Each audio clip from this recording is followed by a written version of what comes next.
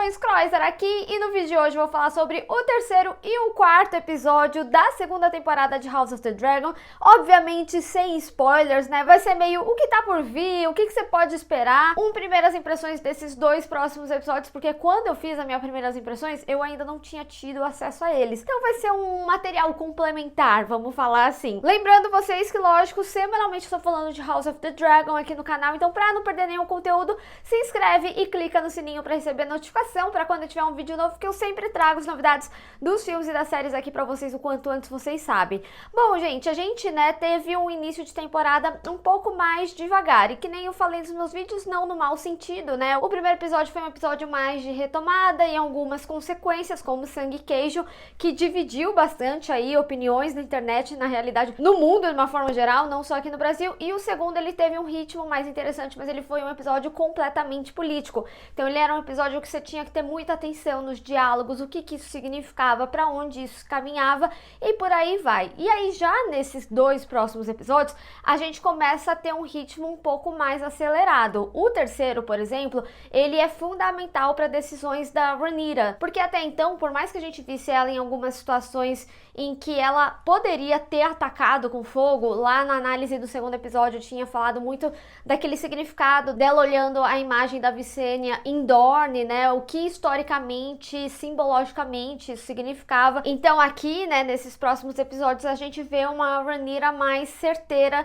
no que ela quer. E já o Daemon, ele tem uma jornada mais isolada. A forma que eles fazem, inclusive visualmente, algumas questões aí do que ele tá pensando sobre a vida, é muito interessante como a série trouxe narrativamente isso. E a Rhaenys e o Corlys, eles têm um destaque interessante também, até porque eles precisam discutir muito a situação deles depois da morte do Luke. Então é a esse pé aí que a gente se encontra. E ainda falando dos Velaryon, né, a Baela, ela surpreende muito. É muito interessante acompanhar essa personagem. Tô curiosa pra ver mais, inclusive. Já do lado dos verdes, né, a Alicent, ela tem um destaque bastante interessante. Eu não posso me aprofundar muito com relação à história dela, mas tem uma tensão criada não só pelo fato do sangue e queijo, mas por outras questões também que são discutidas aqui. E sim, se preparem para ter mais momentos de raiva aí do Criston Cole. E já o Aemond, a gente tem uma característica dele que já começou a ser desenhada, mas é um Aemond muito diferente do seu passado. Então a forma que ele age em algumas situações, o que aconteceu com o Luke é como se fosse uma prévia, vamos dizer dessa forma, principalmente com relação à percepção dele de guerra. Já o Aegon, vem muito forte essa questão que vem sendo trabalhada nesses dois primeiros episódios, principalmente com essa relação dele se sentir amado. Lembra que eu tinha falado, quando a gente estava nesse ponto de virada, que, por exemplo, ali na coroação, né, ele ficou extremamente feliz, ficou levantando ali a espada, né, quando as pessoas estavam ovacionando, aplaudindo ele ali, e que esse início de temporada a gente viu um Aegon gostando do seu reinado. Então a forma como ele é visto como rei é um fator fundamental para atitudes que ele vem a ter, principalmente depois, né, da saída aí do Otto. Agora, considerações gerais, uma coisa que eu gostei muito que a gente vê nesses dois primeiros episódios é a sensação de guerra em todos os lugares, não só nessa questão de ver o que os verdes vão fazer, depois qual vai ser a resposta da Rhaenyra e por aí vai. A gente começa a ver reais consequências entre casas que escolheram seus lados e inclusive também das casas que não escolheram um lado. Da mesma forma, o povo também ganha mais destaque, que nem a gente viu nesse segundo episódio, mas algumas coisas começam a se desenhar mais. E assim, são dois episódios que tem cenas grandiosas,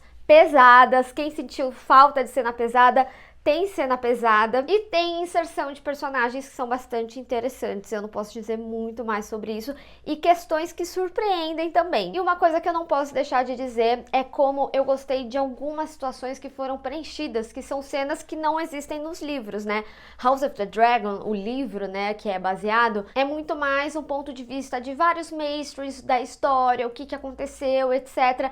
Então tem coisas que elas não são tão precisas. Então, por exemplo, a amizade da Rhaenyra e da Alicent foi algo construído pra série. Na realidade, existe uma passagem no livro, quando eu reli só, que eu fui me ligar, que falava assim, a Alicent e a Rhaenyra eram amigas, ou andavam juntas, algo nesse sentido, assim, mas não é algo que é super desenvolvido. Tipo, o livro não fica tendo passagens de conversas ou situações delas, assim, o livro não tem tantos detalhes quanto a série traz. Então, na série, isso permite com que a gente tenha preenchimento de histórias.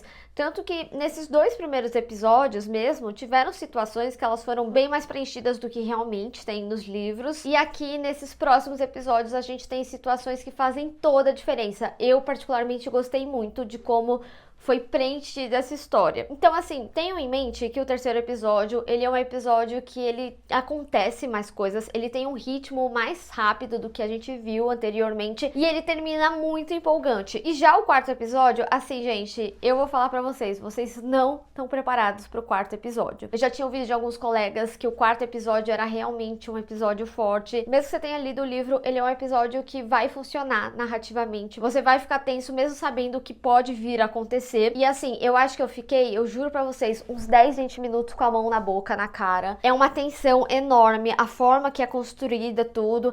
Tem detalhes também que são únicos, né? E aí é o visual, né? Não é a escrita em si. E é aí que torna a beleza da série, né? De ser uma série de TV, de tornar determinada situação visual. E eu falo pra vocês, eu chorei muito, gente, de me tremer. Então ele é um episódio extremamente impactante. Na primeira temporada, como era uma temporada que tinha 10 episódios, nessa a gente vai ter só 8. O quinto episódio, que foi o casamento da Rhaenyra, foi o marco, né, da temporada, da metade da temporada. Aqui é a mesma coisa. Então vocês esperem um marco aí no meio da segunda temporada de House of the Dragon, tá? Absurdo, ninguém tá preparado. E ninguém tá preparado também pro que tá por vir. Enfim, gente, eu não poderia estar mais feliz. Eu acho que a partir do momento que a gente se encontra, a temporada, ela só engrandece. Mas eu quero saber de vocês o que vocês mais estão querendo ver na segunda temporada de House of the Dragon. E deixa aqui nos comentários se tem mais alguma coisa que você quer saber e eu acabei não falando aqui. Quem sabe eu não acabo trazendo outro vídeo sem spoilers, de repente para redes sociais. Enfim, vamos discutir. Bem, pessoal, espero que vocês tenham gostado desse vídeo. Não esquece de deixar o seu gostei e compartilhar nas redes sociais. Inclusive, me segue lá,